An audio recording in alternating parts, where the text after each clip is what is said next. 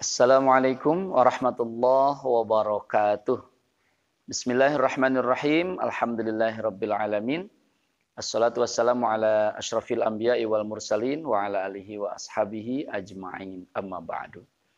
Sahabat yang dimuliakan Allah, bertemu kembali dalam Q&A, question and answer.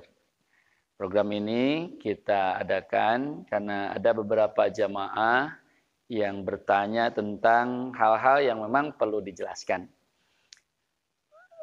Dalam hal ini juga ada penanya melalui channel Dede Setia Official, yaitu Saudara Azekil. Beliau bertanya, pertanyaannya langsung saja ya kita bacakan di sini mengenai bab pertolongan Allah. Apakah bentuk pertolongan Allah masih diberikan kepada orang musyrik? Sedangkan yang saya dengar orang musyrik itu tidak diampuni oleh Allah. Dan apakah orang musyrik tersebut tidak ada sedikit pun celah dan kesempatan untuk bertaubat? Ini pertanyaan dari saudara kita Azekil. Terima kasih pertanyaannya. Sahabat yang dimuliakan Allah, pertolongan Allah itu akan datang sebagai rahmat, sebagai pertolongan yang mengandung kenikmatan hanya kepada orang-orang yang beriman kepada Allah Subhanahu wa taala. Lantas kalau ada pertanyaan, dan ini mungkin kelihatan secara fakta, ada orang-orang non-Islam, orang-orang yang musyrik, kelihatannya mereka itu berhasil dari segi ekonomi, berhasil dari segi jabatan, berhasil dari segi kalirnya. Nah, apakah itu termasuk pertolongan Allah? Sahabat yang dimuliakan Allah, Allah akan memberikan kekuasaannya kepada siapapun yang Allah kehendaki. Bagi orang yang beriman, ketika pertolongan Allah itu datang akan menjadi rahmat, kebahagiaan di dunia dan akhirat. Namun, ketika orang musyrik non-Islam itu bekerja keras, kemudian mereka disiplin dalam bekerja, mereka juga akan mendapatkan keberhasilan. Keberhasilan yang tentunya ini seizin Allah Subhanahu wa taala. Namun yang jadi permasalahan, apakah ini sebagai rahmat, sebagai keberkahan? Tentu tidak. Tentu tidak.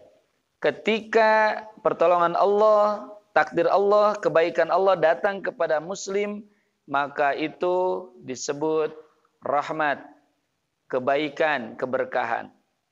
Tapi ketika datangnya kepada orang yang tidak beriman kepada Allah, yang non-Islam, maka disebut istidraj. Ingat kisah Qarun, kisah Fir'aun. Mereka itu kafir kepada Allah, mereka tidak taat kepada Rasulnya, tapi mereka berhasil menjadi raja, menjadi orang yang kaya. Tapi itu bukan rahmat, itu bukan keberkahan, itu istidraj. Apa itu istidraj? Pemberian Allah dengan melimpah sesuai dengan keinginan mereka, tapi keberkahannya dicabut dan kesengsaraan yang akan mereka dapatkan baik di dunia maupun di akhirat. Sahabat yang dimuliakan Allah, jadi sekali lagi mungkin saja mereka berhasil itu atas izin Allah. Allah berikan kekayaan, Allah berikan kekuasaan, Allah berikan jabatan yang tinggi, namun sekali lagi itu bukan rahmat keberkahan, tapi itu adalah sungkunan dari Allah.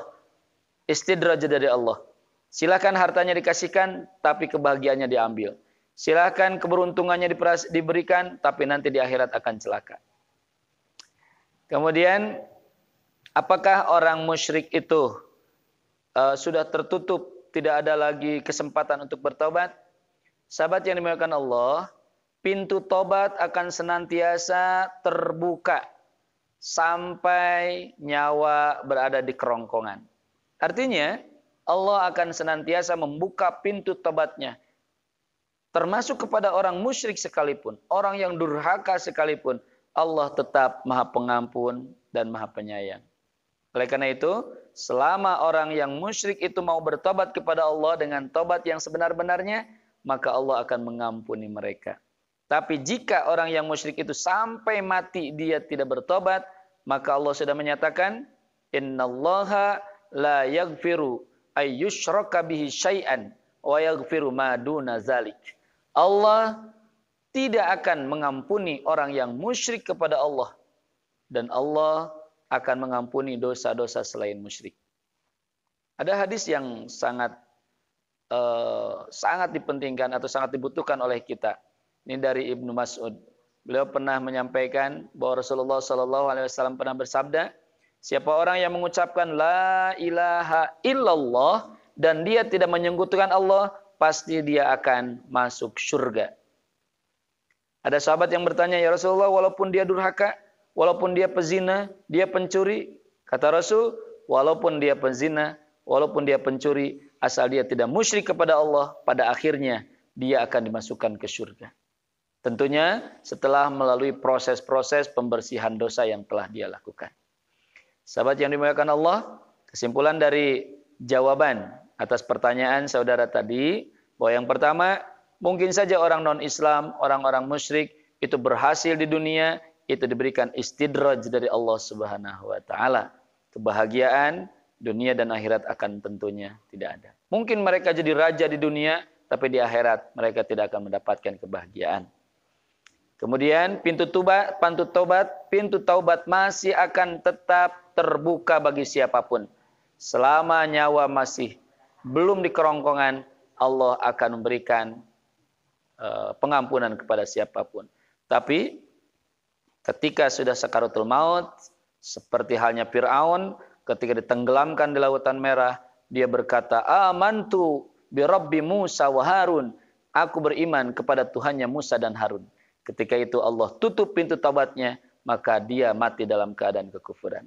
Oleh karena itu bagi sahabat-sahabat yang dimuliakan Allah, yang masih bergelimbang dosa, yang pernah melakukan kemaksiatan apapun, termasuk saudara-saudara kita yang bukan Islam atau non-Islam, silahkan. Pintu taubat masih terbuka dan marilah kita untuk mentaslimkan diri, untuk berislam dan beriman kepada Allah Subhanahu wa taala.